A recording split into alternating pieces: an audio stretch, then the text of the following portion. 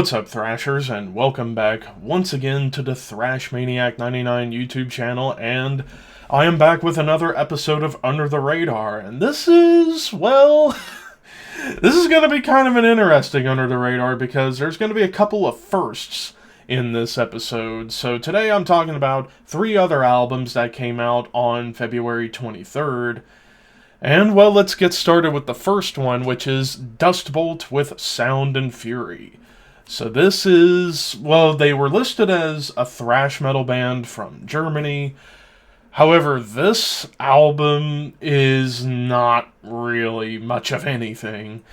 I'll be honest with you, it's like there were some potential moments, like there was a few thrash riffs that came up here, and some riffs that made me think of like Jason Newsted's solo band, but apart from a couple of moments of potential, this was just a pedestrian, generic groove metal album. Like, this isn't even really thrash, even though there's a couple of thrash moments.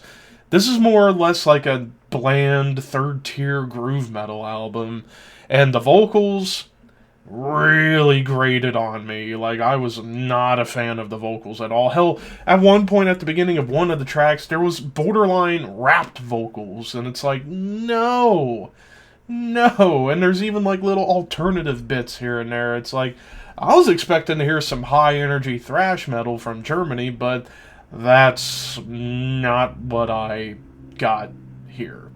And yeah, for those reasons, I'm giving this one 1.5 out of 5.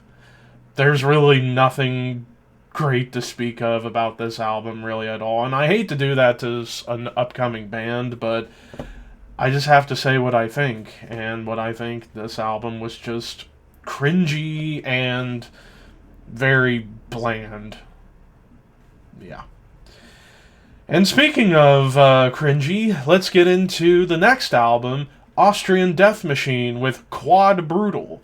So, I was actually looking forward to this one, I'll be honest with you, because I recently have gotten the first 2 Austrian Death Machine albums, and they're really good comedy thrash metal.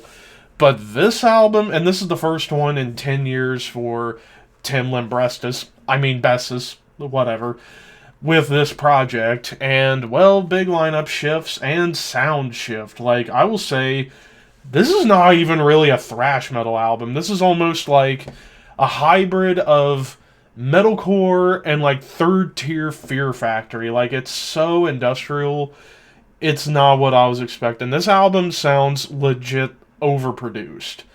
And it's like, okay, industrial bands can get away with it because that's the feel they're going for.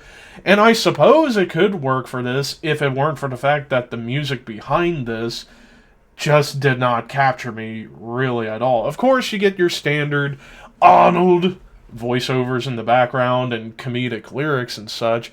And there was, again, some potential here. There was some cool chugging riffs, blast beats. Hell, they even get a little bit tech death at times. And some of the lead work wasn't bad. And probably the best thing about this album is Tim's wife, Danny, delivering some feral vocals.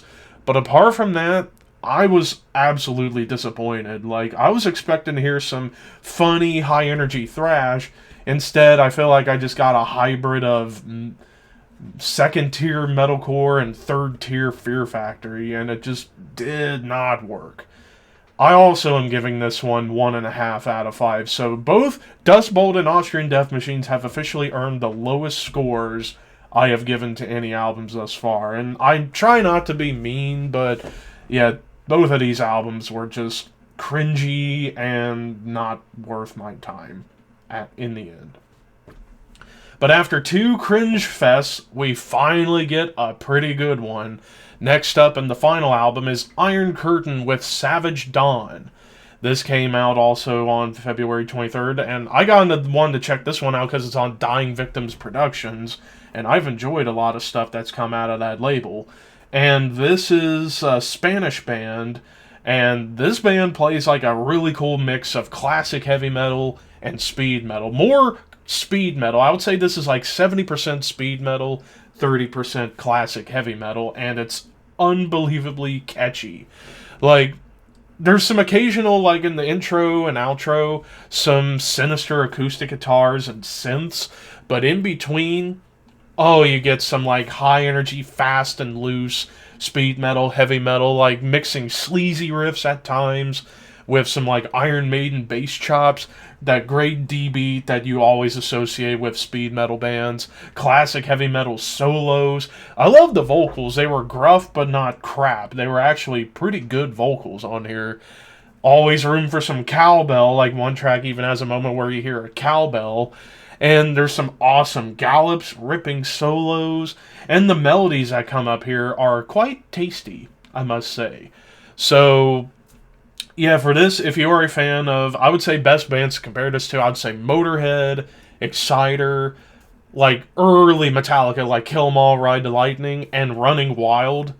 Definitely check this one out. I'm gonna give this a 3.5 out of 5. This is a really good album, and I might pick it up if I can remember because, well, my memory's somewhat shit when it comes to that stuff.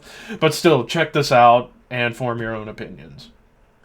And that's the case with all these albums. Of course, albums will be in the description for you guys to check out. What did you guys think? But until next time, thank you for watching, keep your horns high, and your dreams wet.